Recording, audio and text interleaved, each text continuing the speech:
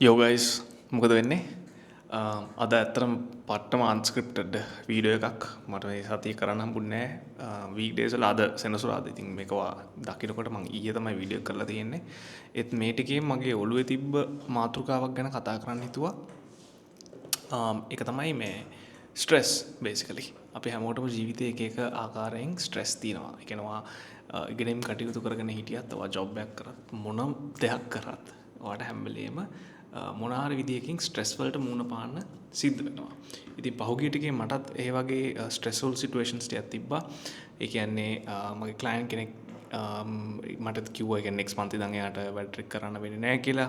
එයාට financial difficulties ටිකක් තියෙන නිසා ඊට පස්සේ තව ක්ලයන්ට් කෙනෙක්ගේ deliveries වගේක් පොඩි අවුල් වගේක් ගියා. ඉතින් එතන operations පැත්තෙන් අවුල් ටිකක් තිබ්බ. ඉතින් එයාට bad news එකක් වුණත් කියන්න එපයි. අපි ඇත්ත කියලා ඉන්න එපයි.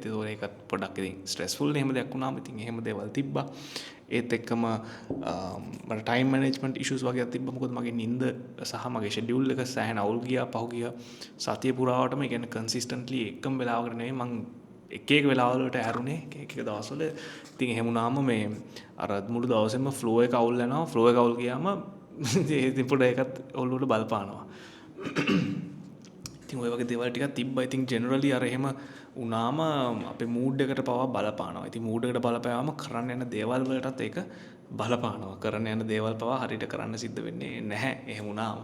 ඉතින් ඔය දේවලුත් එක්ක මට හිතුවා මේක කියන්නේ මටම මේ වෙලාවේ විසඳ ගන්න හදන්න දෙයක් නිසා මං හිතුවා අහන් ඉන්න කීප දෙනෙක්ට පවා මේ ප්‍රශ්නේ එක මේ තමන්ටම ආවේනික වෙච්ච විදියකට තියෙන්න පුළුවන් කියලා. ඉතින් මම හිතුවා මේ ගැන කතා කරන්න.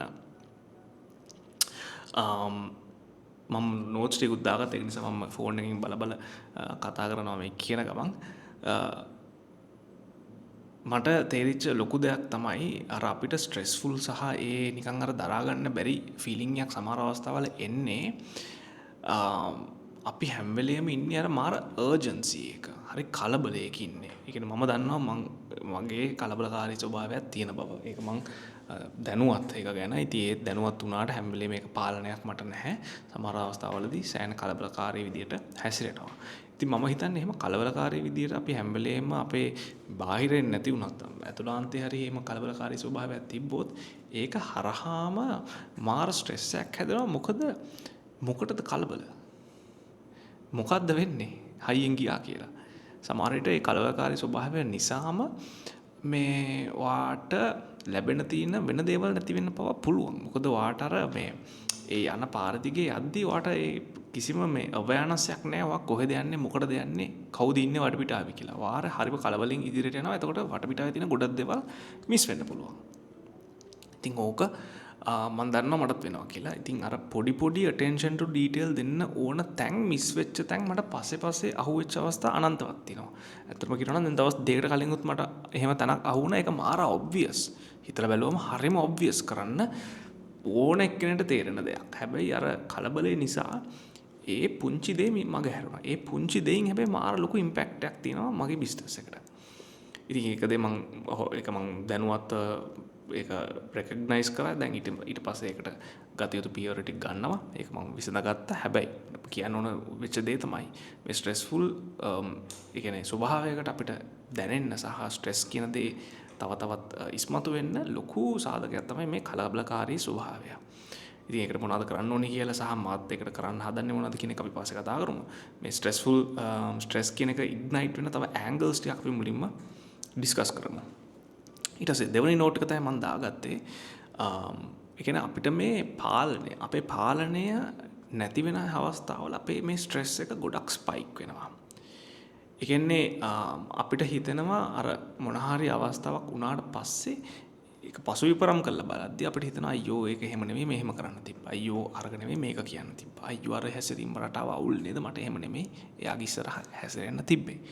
ඉතින් ඔහොම අර හුඟක් වෙලාවට අපි පසුවිපරම් කරලා බලද්දී ඒක අර ඊටාත්ම ක්‍රිටිකල් ඇන්ගල් එකකින් බැලිය යුතු තමයි ඉගෙන ගන්න. හැබැයි එතනේ අපි අර should have been එකයි actual situation එකයි අතර තියෙන gap එක නිසා අපි අපිව පහලට දා ගන්නවා.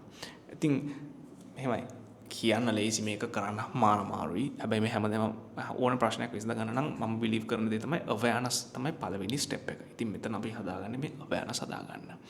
ඉතින් ඒ තමන් ඒ අවස්ථාවේ මම හිතන විදිහට තමන්ට උපරිමයෙන් පුළුවන් විදිහට තමයි ඒක කරන්නේ. මොකද ඊට වඩා හැකියාවක් තියෙනවා නම් අර කර යුතු දේ දැනගෙන සිටීම විතරක් නෙමෙයි ඒක කිරීමට හැකියාවක් තියෙන්න එපා. ඒක කරන්න නම් ඉතින් ඒ කිරීමට තියෙන තිබිය යුතු හැකියාව ඒ අවස්ථාවේ අපි ගාව නැති නිසා තමයි ඒ විදිහට අර අනිත් විදිහට හැසිරුනේ. ඉතින් ඒක නිසා ඒකට පසුතැවිලා වැඩක් නැහැ මම හිතන්නේ. ඒකට කළ යුතු දේවල් මොකද්ද ඊළඟ සිටුේෂන් එකේ ඒ වගේ දෙයක් ආවම අපි කොහොමද ඒකට හරියට අර අයිඩියල් විදියට මුහුණ දෙන්නේ කියන එක තමයි අපි බලන්න ඕනේ. ඉතින් මේ වෙලාවේ අපි බලන්න ඕනේ අර වෙච්ච දෙයට ගැන පසුතැවිලා ඉන්න එක නෙමෙයි. ඒකෙන් ඉගෙන ගත යුතු දේ මොකද්ද? ඒක දැම්මම ඉම්ප්ලිමන්ට් කිරීම. එතන තමයි වර්ධින තැන. මොකද අපි මාර ක්‍රිටිකල් නිසා අපි අර වෙච්ච වැරද්ද ගැන හිත ඉන්නවා. හැබැයි ඒකට කළ යුතු දේ ඊළඟට ගන්න ඕන ස්ටෙප් එක මොකද්ද කියලා අයිඩෙන්ටිෆයි කරන්න යන්නේ නැහැ. ඉතින් ඒක ලොකු මිස්ටේක් එකක් අපි කරන්නේ. ඒ ස්ටෙප් එක අරගෙන හදා ගැනීම තමයි ඇත්තටම කළ යුතු දේ. ඉතින් ඒක කරන්න නම් වාගේ අහන්න ඕන ප්‍රශ්නේ තමයි දැන් මේ අවස්ථාවේ මගේ පාලනේ තියෙන්නේ මොකද්ද? දැන් මේ පහුගිය ගලාගෙන ගිය සිටුේෂන් එකද නැත්තම් මේ අවස්ථාවේ එකෙන් මට ඉගෙනගෙන ඊළඟ මොහොතේදී මම කොහොමද හැඩ ගැහෙන්න ඕනි කියන එකද කියන අන්නේ ප්‍රශ්නේ තමන්ගේ මහන්න. මොකද ඉතින් අතීතේ අපි කරන්න දෙයක් නැහැ වෙලා ඉවරයි. එකෙන් අපි ලෙසන්ස් අරගෙන හැම වෙලේම ඉදිරියට යනවා නම් තමයි අපි එකෙන් දෙයක් අරගෙන තියෙන්නේ. ඉතින් ඕක තමයි පළවෙනි කාරණේ මේ ස්ට්‍රෙස්ෆුල් පළවෙනි සහ දෙවෙනි එකෙන් අර අපි කතා කරපු විදියට. ඊට පස්සේ ඊළඟ එක තමයි අර අපි හැම වෙලේම තවත් හැම වෙලේම අලුත් දේවල් අපි හොයනවා. ඒ කියන්නේ අපිට ඕනේ මේ මොහොතේ තියෙනවට තව දෙයක් හැම වෙලේම ළඟා කරගන්න. ඒක සල්ලි පැත්තෙන් වේවා, සතුට පැත්තෙන් වේවා, ෆන් එක පැත්තෙන් වේවා ඕනම දෙයකින්. හරි දැන් ෆිල්ම් එක බැලුවත් බලන්නේ හරි නෙක්ස්ට් එක මොකද්ද? ඊළඟ මේකේ සීක්වල් එක කවද දෙන්නේ? මේකේ 2 part 2 කවද දෙන්නේ? නැත්නම් මේකේ ප්‍රීක්වල් එක කවද දෙන්නේ? ඊළඟ ෂෝ එක කවද? ඊළඟ මියුසිකල් ෂෝ එක කවද? ඊළඟට බොන්න සෙට් වෙන කවද? ඊළඟ ට්‍රිප් එකක් යන කවද කියලා අපි හැම වෙලේම තව මෝ කියලා අපි අර නිකන් අමුතු එක්ස්පෙක්ටේෂන් එකක් හදා ගන්නවා. ඒ කියන්නේ අපිට හැම වෙලේම ඒ ලැබෙන ආතල් එක හරි සතුට හරි මොකක් හරි ඕනම ෆීලිං එකක් මදි. ඒ දැන් මේ අවස්ථාවේ කලින් ලැබුට කලින් කවදාකවත් වින්දර වඩා ලොකුම ෆන් එකක් ගත්තා තව ට්‍රිප් එකක් ගිහිල්ලා ඊට පස්සේ බලන්නේ next time ඊට වඩා තව අඩියක් කර ඉදිරියෙන් තියාගන්න.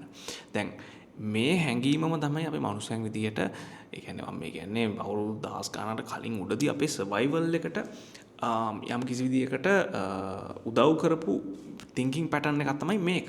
හැබැයි දැන් අද ප්‍රශ්න වෙලා තියෙන්නේ අද අපිට මේ සර්වයිවල් එකට බේසික් නීඩ්ස් ඔක්කොම අද සමාජයේ විසින් අපිට ලබා දීලා තිනවා නැචරලිම අපිට කෑම ගැන නැත්නම් හිසට වහලක් නිදා ගන්න නැන්දක් ওই දේවල් ගැන බහුතරයක් මිනිසුන්ට හිතන්න අවස්ථාවක් නැහැ. ඒක නිසා අපි ඒ thinking pattern එක දැන් යොමු කරලා තිනවා අර අනවශ්‍ය දේවල් වලට. සල්ලි වලට, ට්‍රිප් ෆන් ගන්නේ වලට, ට්‍රිප් යන්නේ වලට ඔය වගේ දේවල් වලට. ඒක තේරුම් ගන්න නැති වැඩක්. දැන් සල්ලි පැත්තෙන් ගත්තත් කවුරු කියන්න පුළුවන්. ඉතින් එහෙම නැත්නම් මට කොහොමද ඇම්බිෂන් නැති. මං අර නිකන් එක තැන ඉරලා ඉන්න නිකන් එහෙම ඩයල් එකක් වෙයි කියලා. එක්තරා විදිහකට ඇත්ත. තමන් දැනගන්න ඕනේ තමන්ගේ ලිමිට් එක මොකක්ද කියලා. අනිවාර්යයෙන් ලිමිට් එකක් හැබැයි තියෙන්න ඕනේ. නැත්තම් වෙන්නේ ඒ පර්සියුට් එකේ එක දිගට යයි. කවදාද දවසක අසනීපයක් හෝ මොකක් හරියක් වෙලයි මහා පායසට ගිහිල්ලා හරි මේ ලෝකෙන් පරලොවයයි. එතකොට මොකද්ද මේකේ තේරුම? කිසිම වැඩක් නැති දෙයක්නේ. ඉතින් අර හැම වෙලේම අපි ඉන්න මේ පර්සියුට් එක pursuit for more, pursuit for better කිය මේ ඉන්න එක මං හිතන්නේ අපේම තියෙන මේ පීස් එක අපේ තියෙන මේ නිශ්චල ස්වභාවය චංචල ස්වභාවයක් බවට අපි පරිවර්තනය කරගන්නවා මේ මදිකම මේ තව තවත් එකතු කර ගැනීමේ ආසාව නිසා. ඉතින් මේකට උත්තරේ තමයි මං හිතන විදියට අපි හැමෝම ඩිසයිඩ් කරන්න ඕනේ අපි හැමෝටම තමන්ට පර්සනලි ඇති කියන්නේ මොකද්ද? එදිනෙදා ගත්තත් මේක ලොන්ග් ටර්ම් හොරයිසන් එක වට කරන්න පුළුවන් තමයි අවුරුදු කිහිපයකට ප්ලෑන් කරලා. ඒකට තව අඩිය පිටපසට අරන් මුලින් බලන්න දැන් මේ මොහොතේ ඉන්න අවස්ථාවේ හරි මං දවසක් තුල කරගත යුතු වැඩ ප්‍රමාණය මොකද්ද? මෙන්න මෙතනින් එහාට මේක ඇති. මම මෙන්න මේ ප්‍රමාණයට කරොත් මම සැටිස්ෆයිඩ්. මම මෙන්න මේ ප්‍රමාණයට කරොත් ඒ කියන්නේ මං වැඩක් කරලාද? මොකද නැත්තම් වෙන්නේ ඒක ඩිෆයින් කරලා නැත්තම් වෙන්නේ ඔයා කොච්චර කරත් ඔයාට හිතෙන්නේ ඔයා පිටපස්සේ ඉන්නේ කියලා. තව කරන්න ඕනේ. අනිත් ඒවා පව කරන්නේ කියලා මාර කොන්ස්ටන්ට් රට්ටයකට වැටෙනවා. ඒක පට්ට අවුල් බ්‍රෝ. ඒකට වැටෙන්න එපා මං කියන්නේ. ඒකට මං වැටිලා තියෙනවා. ඉඳලා ඉట్లా වැටෙනවා. මේ වෑනස් එක පොඩ්ඩක් හරි තියෙන නිසා මං අර ඩිෆිනිෂන් එකක් දාන් තිනවා. හරි. මෙන්න මේ ප්‍රමාණයක් මං දේවල් කරොත් හරි. ඒ කියන්නේ මං යම් තාක් විදියකට මගේ දවස සක්සස්ෆුල්. ඉතින් ඒ ඩෙෆිනිෂන් එක හදාගන්න, ඒ ඩෙෆිනිෂන් එක හදා ගැනීම හරහා තමයි ඒ බැටල් එක වාට දෙනා ගන්න පුළුවන් වෙන්නේ.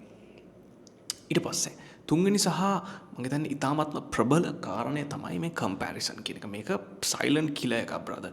ඒ කියන්නේ ඔයා පොඩ කල්පනා කරලා බලන්න. ඔයා උදේ හැරිච්ච වෙලේ ඉඳන් රෑ නින්දට යනකම් හැම අවස්ථාවකම මදිපාඩුව පුරවන්නේ කම්පැරිසන් එකක් හරහා.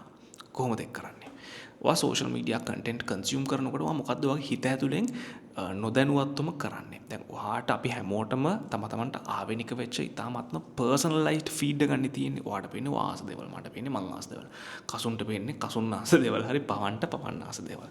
එතකොට මෙතන ප්‍රශ්නේ තියෙන්නේ අපිට ආස දේවල් පේනවා වගේම එතන පේන්නේ අර අපි හැමෝටම අයිඩියල් කියලා අපි හිතන් ඉන්න ෆියුචර් එකක් තමයි සෝෂල් මීඩියා වල පේන්නේ. නැත්තම් අපි අයිඩියල් ඇඟ හදන කෙනෙක් නම් අයිඩියල් ඇඟවල තමයි එයාගේ සෝෂල් මීඩියා වල පේන්නේ. සල්ලි හොයන කෙනෙක් නම් අයිඩියල් නිකන් টොප්ම ලෙවල් බිස්නස්මන්ලගේ දේවල් තමයි එයාගේ සෝෂල් මීඩියා වල පේන්නේ. නැත්තම් අපි කියමු ගේමින් අනම්මනම් වලට ආස කෙනෙක් නැත්තම් කාර් වලට ආස කෙනෙක් නම් එයාට පේන්නේ අර ලෝකේ නිකන් මාර එක්සොටික්ම කාර්ස් තියෙන මිනිසුන්ගේ ඒවා නැත්තම් ලෝකේ සුපර් කාර්ස් ගැන දේවල් එහෙම කතන්දර. ඕක දැක්කම වෙන්නේ දැන් ඔතන පේන්නේ හැම වෙලේම අර අපිට නැති දෙයක්නේ. අපිට නැති දෙයක් දැක්කම අපි කම්පැරිසන් එකක් නොදැනුවත්වම හිතෙන් කරනවා. මට නෑනේ මේක මෙයාට තියෙනවා. ඉතින් මට මෙයාට තියෙනවා නම් මටත් බැරියයි. අයියෝ මං තාම මදිනේ මගේ ලෙවල් එක තාම අප්සෙට් නේ. මං තව යන්න ඕනේ, තව කරන්න ඕනේ අනම්මනම් ගාලා. අර ඒකෙන් උත් තව ෆීඩ් ඉන්න වෙනවා අපේ මේ ඊගෝ එකට. අපේ මාන්නය තව වැඩි වෙනවා ඒකෙන්. වැඩි වෙලා එන්න අර රත් වෙන ස්වභාවය තවත් වැඩි වෙනවා. තවත් මේක දුවනවා. මේ මැෂින් එක තවත් රත් වෙනවා. දුව බකල් ගන්නවා. බකල් ගහ ඊට පස්සේ තමයි ස්ට්‍රෙස් වැඩිලා අර මානසික පීඩනය තවත් වැඩි වෙන්නේ. ඉතින් මේ දේ මම නම් හිතන්නේ ඊටාත්ම ලේසි සොලියුෂන් එකක්. ඉන් තියරි හරි ලේසි, ප්‍රැක්ටිකලි අමාරුයි. මොකද අපි දැන් පුරුදු වෙලා තියෙන්නේ මේ කන්සම්ප්ෂන් හැබිට් එකට හැම වෙලේම කන්ටෙන්ට් කන්සියුම් කිරීමට. ඒත් මම දැන් දවස් 7ක් විතර ඉඳන් මේක කියන්නේ ඉන්ටෙන්ෂනලි ප්‍රැක්ටිස් කරන දෙයක්. ඒක තමයි සෝෂල් මීඩියා වල බේසිකලි කන්ටෙන්ට් කන්සියුම් කරන්නේ නැහැ මම. කරන්නේ නැහැ කියන්නේ ඉන්ටෙන්ෂන් එකක් නැතුව කන්ටෙන්ට් කන්සියුම් කරන්නේ නැහැ. මම කන්ටෙන්ට් එකක් මෙමයි 100%ක් තාම නැහැ. ඒත් මගේ මේ ටාගට් එක සහ ගොඩක් වෙලාවට මම කරන දේ කියන්නේ කන්ටෙන්ට් එකක් කන්සියුම් කරනවා නම් ඒක කන්සියුම් කරන්නේ යම්කිසි ඉන්ටෙන්ෂන් එකක් ඇතුව. ඉන්ටෙන්ෂන් එකක් නැතුව කන්සියුම් කරන කන්ටෙන්ට් මම හිතන විදිහට ඩිස්ට්‍රැක්ෂන් එකක් සහ අර කම්පැරිසන් කියන ට්‍රැප් එකට අහු වීමට තව පාරක්. ඉතින් ඔයාට මට කියන්න තියෙන්නේ ඔයත් කන්ටෙන්ට් කන්සියුම් කරද්දී මොකක්ද ඒක පිටපස්සේ තියෙන ඉන්ටෙන්ෂන් එක කියලා ඔයාට අදහසක් නැත්තම් අන්න ඒක ඔයා අතහැරලා දාන්න පුළුවන්. අතහැරලා දැමිය යුතු දෙයක් කියලා තමයි මගේ ඩෙෆිනිෂන් එක විදිහට මම හදාගත්තේ. මගේ යාළුවා බානුකයි ස්විට්සර්ලන්තේ ඉන්නේ. මිනිහෙක්වත් ඊරෑ මේක ගැන ඉතාමත්ම දිග chat එකක් දැම්මා. අපි දෙන්නත් තීරණේ. එයාටත් මම කිව්වම එයාත් හිටියේ එකම ෆ්‍රීකවන්සි එකේ. ඉතින් මිනිහෙක් කිව්වා එයාත් ඒක කරනවා කියලා. ඉන්ටෙන්ෂන් එකක් ඇතුව විතරක් කන්ටෙන්ට් කන්සියුම් කරන්න. කිසිම ඉන්ටෙන්ෂන් එකක් නැතුව ඔහේ නිකන් මේ ස්ක්‍රීන් එක දිහා බලන් ඉන්න එපා. ඔයගේ ස්ක්‍රීන් ටයිම් එක කීයද කියලා බලන්න පැය දවසකට. එතනින් ඔයාලට තේරෙයි කොච්චර කාලය වනාසය කරනවද සහ එකෙන් ඔයාලට කොච්චර නොදැනුවත්වම මේ කම්පැරිසන් ට්‍රැප් එකකට අහු වෙනවද. ඒක හරහා ඔයාගේ ජීවිතේ තියෙන සැටිස්ෆැක්ෂන් එක කොච්චර අඩු වෙනවද ඔයාගේ ජීවිතේ වෙන මිනිසුන්ගේ නිකන් අර බොරු මවාපාපු ජීවිතය අතර කරන කම්පැරිසන් එක හරහා කියලා. ඉතින් ඔයාගේ සතුට ඔයාගේ ජීවිතේ ඔයාගේ පාලනයට ගන්න නම් ඉතාමත්ම සරල දෙයක් මේ පුංචි ඩිවයිස් එක තවත් පාලනය කරන්න පුරුදු වෙන්න. ඉතින් ඔය ටික තමයි මේන්ම දේවල් ටික අර ස්ට්‍රෙස් වලට ස්ට්‍රෙස් සම්බන්ධව ඒ කියන්නේ මට මේ දවස්වල කල්පනා කරද්දී ඔළුවට ආපු. ඒතර ඕකත් එක්ක තව පොඩි දේවල් ටිකක් කියන්න ඕනේ. මම කරන්න හදන දේවල් එකක් තමයි දවසේ යම්කිසි වෙලාවක් තියාගන්න බලන්න කිසිම දෙයක් නොකරන්න. No phone, no friends, no texting, no TV, no music, no podcast, no books, nothing. Basically nothing. ඒ කියන්නේ නිකන් වාඩි වෙලා හරි හාන්සි වෙලා නිදාගන්න නෙමෙයි හරි නිකන් ඉන්නවා කියලා නිදාගන්න එක නෙමෙයි කියන්නේ නිකන් ඉන්න ඕනේ. ඇරෙලා ඉන්න මුකුත් විශේෂ අරමුණක් අවශ්‍ය නැහැ. නිකන් වගේ හිතට පොඩ්ඩක් නිකන් මෙහෙම අර ඔහේ දුවන්න දෙන්න. දුවන්න දෙන්න කියන්නේ හිත ඒ වෙලෙට අර එක එක රැන්ඩම් අයිඩියාස් වලට යනවා. ඒ වගේ වෙලාවට තමයි හොඳ අදහස් පහළ වෙන්නේ. අර කලින් වීඩියෝ එකත් අපි කතා කරා නාන ගමන් ඉද්දි නැත්තම් ඔය මොන හරි පිඟන් හොද ඉන්නකොට වගේ අවස්ථාවල අමුතු අදහස් අපිට පහළ වෙනවා. ඒකට හේතුව අපි මනසට ඉඩක් දෙනවා හිතන්නේ වගේ වෙලාවක. ඉතින් ඒක කරන්න දවසට ඉන්ටෙන්ෂනලි වෙලාවක් සෙට් කරන්න මනසට හිතන්න ඉඩක් සලස්සන්නේ වෙලාවේ. ඊට පස්සේ දෙවනි කාරණේ තමයි අර අපි මුලදිත් කිව්වාගේ වගේ දවස පටන් ගන්නකොට ඉන්ටෙන්ෂන් එකක් ඇතුව පටන් ගන්න. පටන් ගත්ත මොහොතේ ඉඳන්ම ෆෝන් එක අරන් ස්ටිමියුලේට් වෙන්න එපා කන්ටෙන්ට් හරහා. පොඩි මිනිත්තු 10ක් 15ක් දෙන්න ෆෝන් එක ඔන් කරන්න කලින්. හුස්ම ගන්න. ලෝකේ දිහා බලන්න ජනෙල් ගාවට ගිහිල්ලා ගස් කොළන් අහස දිහා පොඩ්ඩක් බල කල්පනා කරන්න. ඔගේ ජීවිතය ගැන මොනවාද වටද කරන්න තියෙන්නේ. ඔයා මොකද්ද මේ යන පාර? කොතනද ඔයාට ඉන්න ඕනේ? මේ දේවල් ගැන පොඩ්ඩක් කල්පනා කරන්න. පොඩි ඉඩක් දෙන්න.